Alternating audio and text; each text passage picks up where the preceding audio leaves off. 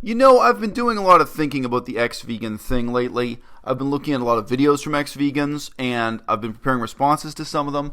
Different people become vegan for different reasons, and different people drop out for different reasons. But I guess what I hate most of all about experienced vegans who go back to eating meat is the intellectual laziness of it. If you've already been vegan for 10 years, you know just how easy it is to keep doing it.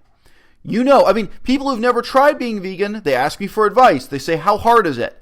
I tell them it is just as hard as going to a 7-Eleven and saying, no, I'm not going to take that chocolate bar. I'm going to take this chocolate bar. I'm not going to take the chocolate bar that has milk chocolate. I'm going to take the dark chocolate bar that doesn't have milk in it. It's a series of trivial decisions day to day like that you get used to and that can easily, invisibly become part of your daily life in modern Western society.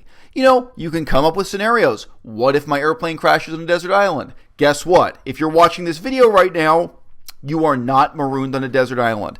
Day to day, in modern Western civilization, it quickly becomes a seamless part of your life that it's easy to feel positive about ethically, and it's also easy to just ignore. As a vegan, you can sometimes forget that you're vegan. You can have friends who've known you for years, and they didn't even know you were vegan. It actually isn't a matter of constantly making a spectacle of yourself.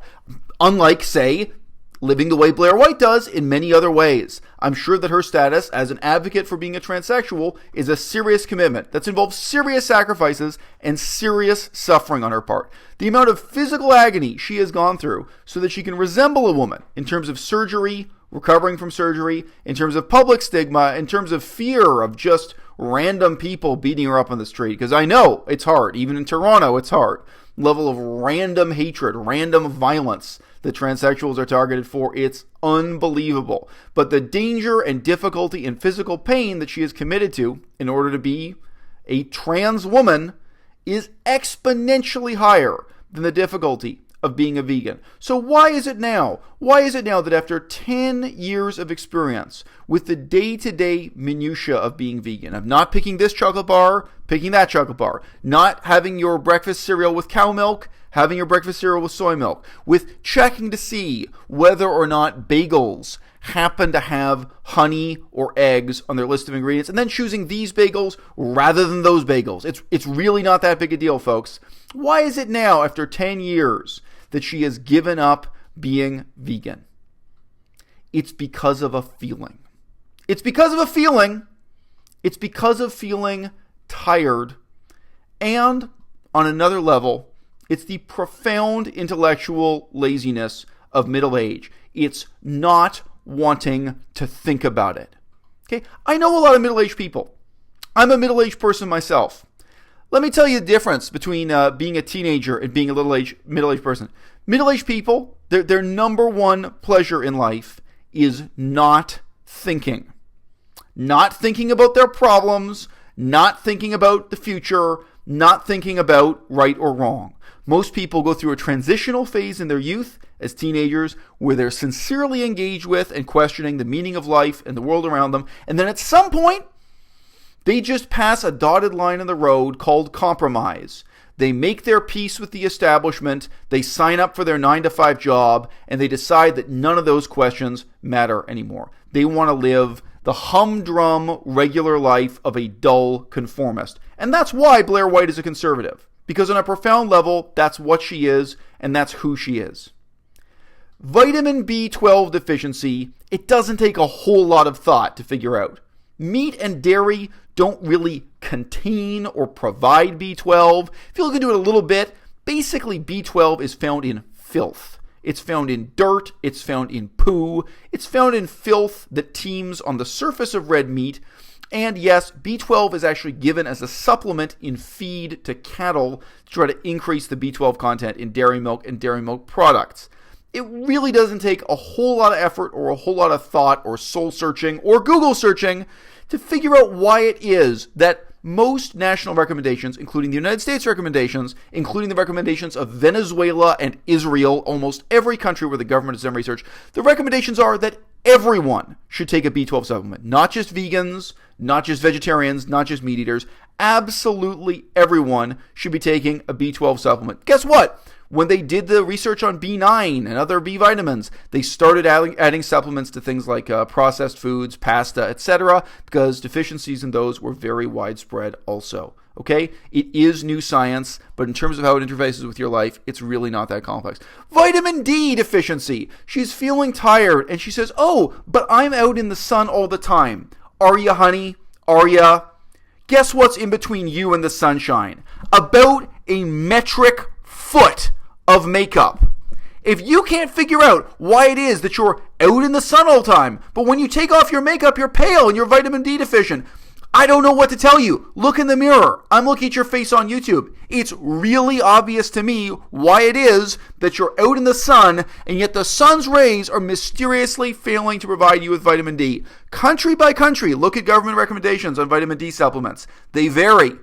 For Canada, the recommendations are actually higher than for the United States or for Europe, because the Canadian government looked into it and they said, look, the sunlight thing is just not cutting it. The vast majority of Canadians need to get vitamin D from food, and they need to get it from pills. Okay? So it varies from place to place, and different teams of scientists did different kinds of research and looked at different groups of populations and how people actually live. Most human beings, if you work a 9-to-5 job, you're indoors at a desk from 9 to 5. You're actually getting shockingly little exposure to the sun's rays unless you're a rice farmer planting rice in a rice paddy.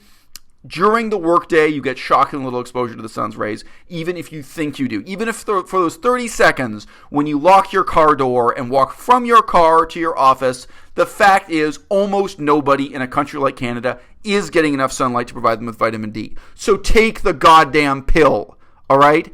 And what is the problem? Why do you think after 10 years of being healthy and vibrant as a vegan, she started to feel bad? Could there be any other factors? Are there any other factors mentioned in this video? Could it be that she is taking a cocktail of mood-altering drugs that are meant to suppress her body's natural hormonal system and to, in fact, cause radically different feminizing effects in our hormone system that could possibly, just possibly, have unpredictable hormonal effects? Could it be that repeatedly having surgeries, recovery from surgeries, using painkillers, all the disruption to your normal biological function, could it be that the type of very mild problem she's describing in terms of lack of energy, of just feeling sleepy, could it be that any of the other factors in her lifestyle are related to this? And look, I don't know, Blaire White. I don't know about your drug and alcohol use. I just checked your Twitter and I see you partying. But you know, simply alcohol, the world's most common mind-altering drug, it can also cause some of these side effects of drowsiness and exhaustion. And again, I don't know. Maybe you're partying clean and sober. I've just seen a bunch of photos of you partying with Jacqueline Glenn, but it seems that you do party. And that also can have impacts in your life. The fundamental problem here is not a vegan diet. The fundamental problem are not easily avoided and easily rectified dietary deficiencies. The fundamental problem here is the self-selected obscurity of middle age, is the profound intellectual laziness that sets in for the majority of people when they no longer have a French teacher standing over their shoulder, pointing at them, forcing them to learn French, when they no longer have a science teacher and a philosophy teacher forcing them to learn science and philosophy. Some people have the self-discipline to be autodidacts, to be self-teaching, to be self-driven, self-directed, self-inspired, to keep learning new things into middle age, into old age, and the vast majority of people don't. The vast majority of people make their don't even make their sacrifices, they make their compromises. They settle into an enjoyable, unexamined life. And that's what Blaire White wants most of all. Honey, you've worked so hard to turn yourself into an illusion of what it means to be a woman.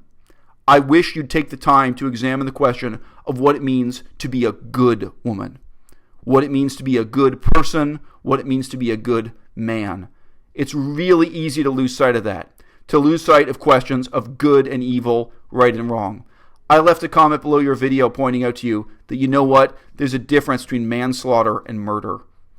The difference has to do with premeditation, has to do with whether or not you really understand the consequences of your actions, has to do with your motivations. There are millions of people all over the world who eat meat every day, who've never questioned it, who don't know what the consequences of their actions are. That's not you, honey. You're someone who has clear knowledge of what you're doing. You know that it's morally wrong. You know it's unethical. You know it's bad ecologically, ethically, and in so many other ways. And you're making the choice to do it anyway on spurious grounds. Just as there's a moral difference between manslaughter and murder, I think we all need to face up to the fact that there's a moral difference between merely being non-vegan and being ex-vegan.